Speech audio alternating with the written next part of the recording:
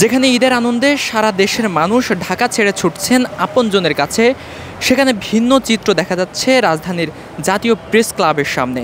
নিজেদের ন্যায্য অধিকার আদায়ে রাজপথে অবস্থান করছেন কিন্তু এই সকল তথ্য আপারা। দর্শক, এই সকল তথ্য আপারা কিন্তু ঈদের আগে থেকে, অর্থাৎ আজকে কিন্তু 13তম দিনের মতো তারা এখানে অবস্থান করছেন। অর্থাৎ ঈদের আগে থেকে তারা কিন্তু এই জাতীয় প্রেস ক্লাবের সামনে তাদের দাবি আদায়ের দাবিতে কিন্তু অবস্থান কর্মসূচি কিন্তু করছিলেন এবং তারা কিন্তু ঈদেও এখানে অবস্থান করছেন এবং ঈদ কিন্তু এখানে পালন করছেন। দর্শক, আমরা এই মুহূর্তে তথ্য আপাদের সাথে একটু কথা বলবো এবং তাদের থেকে জানার চেষ্টা করবো আসলে তারা কি বলছেন, তারা এখানে কেন অবস্থান করছেন, তারা কেন এখানে অবস্থান করছেন। আজকে আমরা 13 দিন ধরে এখানে অবস্থান কর্মসূচি নিয়ে আছি। আমাদের দুটো দাবি ছিল।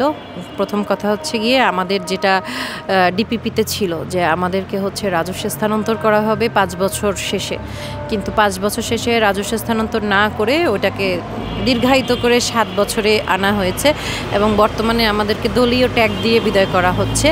তো আমরা চাচ্ছি যে আমাদের সাথে যেটা কথা ছিল যে রাজস্ব স্থানান্তর করবে পদ সৃজনপূর্বক, আমরা চাচ্ছি সরকার যেন সেই কাজটা করে এবং রাজস্বের আশ্বাস দিয়ে আমাদেরকে আমাদের যেটা সার্কুলারে আমাদের বেতন থাকে সেই স্যালারিটাও দেওয়া হয় নাই। বলা হয়েছিল যে আমাদের বেতন প্রতি মাসে হচ্ছে 2400 টাকা করে কমানো হয়েছিল। বলা হয়েছিল যে রাজস্ব স্থানান্তর করলে এই স্ট্রাকচার থাকলে রাজস্ব স্থানান্তরিত করতে সুবিধা হবে। আপনারা তো ঈদের আগে থেকে এখানে অবস্থান? জি জি ঈদের দিনও এখানে ছিলেন? জি, ঈদের আগের রাত্রেও ছিলাম এখানে, আমরা ঈদের দিনেও ছিলাম, প্রতিদিনই আছি আমরা।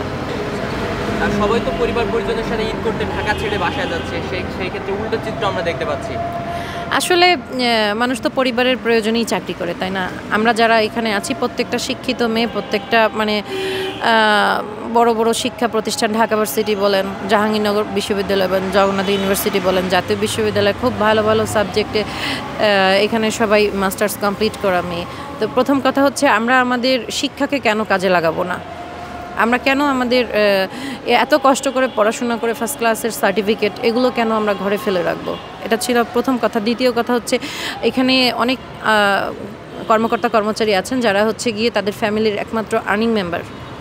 আর বর্তমান সময়ের প্রেক্ষিতে আপনারা জানেন যে একটা পরিবার যদি খুব স্বাচ্ছন্দ্যের সাথে চলতে হয়, সেখানে একজনের ইনকামেও সেই স্বাচ্ছন্দ্যটা আসলে চলা সম্ভব না, স্বাচ্ছন্দ্যে চলা সম্ভব না। সেক্ষেত্রে অবশ্যই পরিবারের দুজনকে ইনকাম করতে হবে, সন্তানের ভবিষ্যতের জন্য, নিজেদের ভালো থাকার জন্য দুজনকে ইনকাম করতে হবে।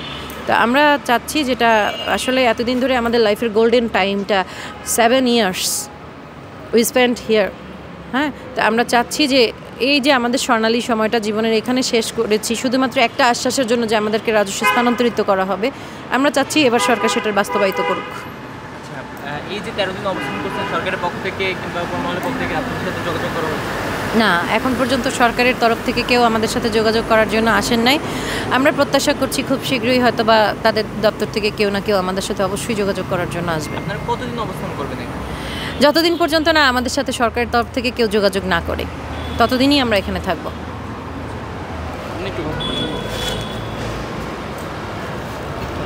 আসলে ঈদ করতে মানুষ ঢাকা ছেড়ে গ্রামে যাচ্ছে এবং আপনারা আপনাদের দাবির পক্ষে আসলে ঈদের দিনও এখানে অবস্থান করছেন, এই বিষয়ে কিছু বলেন। আসলে হচ্ছে যে আমরা যদি এখানে আমাদের যে দাবি নিয়ে আসছি সেটার বিপরীতে আমরা হচ্ছে যে ঈদের দিন আমাদের 11তম দিন ছিল, আমরা হচ্ছে যে এর বিপরীতে আমরা মার খেয়েছি পুলিশের 3 দফা। আমরা চেয়েছিলাম যে সরকার পক্ষের কেউ আমাদের থেকে, যেহেতু সামনে ঈদ আছে, একটু মানবিকতার কারণেও হলেও সরকারের পক্ষ থেকে আমাদের সাথে হচ্ছে যে দেখা করবে, আমাদেরকে সাথে কথা বলে আলোচনা করে আমাদেরকে আশ্বাস দিয়ে হয়তো বাড়িতে পাঠাবে, কিন্তু হচ্ছে যে সেরকম কোনো কিছুই দেখি নেই। ওনারা আমাদের দাবি তো দূরের কথা, হচ্ছে যে ওনারা আমাদের সাথে এই যে মাইর খাওয়ার পরেও যোগাযোগ করেন নাই। এই যে আমরা রাস্তায় বসে আছি প্রত্যেকটা মেয়ে, এখানে হচ্ছে যে আমরা সরাসরি নিয়োগপ্রাপ্ত হচ্ছে যে 1500-র মতো, আর হচ্ছে যে আউটসোর্সিংয়ে 500-র মতো, টোটাল 2000-এর মতো হচ্ছে যে আমরা জনবল। তো আমাদেরকে বেকার করা মানে হচ্ছে যে আমাদের প্রত্যেকটা এই 2000 পরিবারকে হচ্ছে যে পথে বসায় দেয়া। এটা কি ধরনের হচ্ছে যে একটা দেশ হতে পারে যে দেশের মানুষের উন্নতির জন্য সরকার কাজ করছে, এখানে আমাদেরকে পথে বসায় দিচ্ছে, আমাদের পরিবারকে পথে বসায় দিচ্ছে। তো আমরা মূলত সরকারের দৃষ্টি আকর্ষণের জন্য এবং সরকার যেন আমাদের এই যুক্তিক দাবিগুলি হচ্ছে যে পর্যালোচনা করে দেখে এবং বৈষম্য দূর করে এখানে সংস্কার করে, এই দৃষ্টির আলোকে আমরা হচ্ছে যে লাগাতার অবস্থান কর্মসূচি দিয়েছি। সেটা ঈদ হোক, ঝড় হোক, বৃষ্টি হোক, যত কিছুই হোক, আমরা এখানে বসে থাকবো যতক্ষণ না সরকার আমাদের এই দাবিগুলি পূরণ করবে। 13 দিনে উপর মহল থেকে আপনাদের সাথে যোগাযোগ করা হয়েছে? না, আমাদের এটাই খুব বেশি আফসোস যে আমরা তো মেয়েরা, আমরা এখানে দিন রাত পড়ে আছি, আমরা রাতেও ছিলাম। তো হচ্ছে যে সরকারের কি একটু মাথা ব্যথা নেই যে এখানে মেয়েগুলি পড়ে আছে, ওদের সাথে কথা বলি, ওদের দাবিগুলি শুনি, যৌক্তিক না অযৌক্তিক তো সেটা পরের ব্যাপার। তো সরকারের তো হচ্ছে যে এখানে মাথা ব্যথা নেই, তবে আমাদের ইচ্ছা, আমরা যে পড়ে আছি আমরা কিন্তু একটা আশা নিয়ে পড়ে আছি। আমাদের আশা, আমাদের বিশ্বাস যে সরকার হচ্ছে যে অচিরেই আমাদের সাথে খুব দ্রুত আমাদের সাথে কথা বলবেন, আমাদের সাথে বসবেন, আমাদের প্রতিনিধিদের সাথে আমাদের যৌক্তিক দাবিগুলি নিয়ে উনি কথা বলবেন। দাবি কেন মেনে নেওয়া হচ্ছে? এখন তো সেটা ওনারা জানে কেন মেনে নেওয়া হচ্ছে না। ওনারা তো হচ্ছে যে সবাই শুনতেছে, যারাই শুনতেছে তারাই বলতেছে আমাদের দাবিগুলি যৌক্তিক। কারণ আমরা 3 ধাপে পরীক্ষা দিয়ে আসছি। প্রকল্প বলে মানুষ হচ্ছে যে একটা ভ্রান্ত ধারণা থাকে যে প্রকল্প কোনো সুপারিশে আসে অথবা বাইবাতে আসে, বাইবার মাধ্যমে হচ্ছে যে নিয়োগ পায়। কিন্তু আমরা পিএসসির মতো হচ্ছে যে একটা হচ্ছে সার্কুলার দেখে, পত্রিকায় সার্কুলার দেখে আমরা 3 ধাপে রিটেন, প্র্যাকটিক্যাল, এরপরে বাইবা দিয়ে আমরা হচ্ছে যে যোগ্যতা হচ্ছে যে একটা পাস, মানে অনেকগুলি কম্পিটিশন, অনেক মেয়ের সাথে কম্পিটিশন করেই কিন্তু আমরা এখানে এই পর্যায়ে চাকরি করেছি এবং 7 বছর ধরে চাকরি করছি। তো এখানে অযৌক্তিক কোনো কিছু না, এটা হচ্ছে যে আমাদের ঊর্ধ্বতনরাও জানে। এখন হচ্ছে যে সেম নামে আমাদেরকে বাদ দিয়ে আবার হচ্ছে যে আরেকটা প্রকল্প আনতেছে, 3rd ফেজ আনতেছে আমাদের, সেটা আউটসোর্সিংয়ে বলেন, আবার হচ্ছে যে অথবা যেমনিই বলেন আউটসোর্সিংয়ে আনতেছে শুনেছি।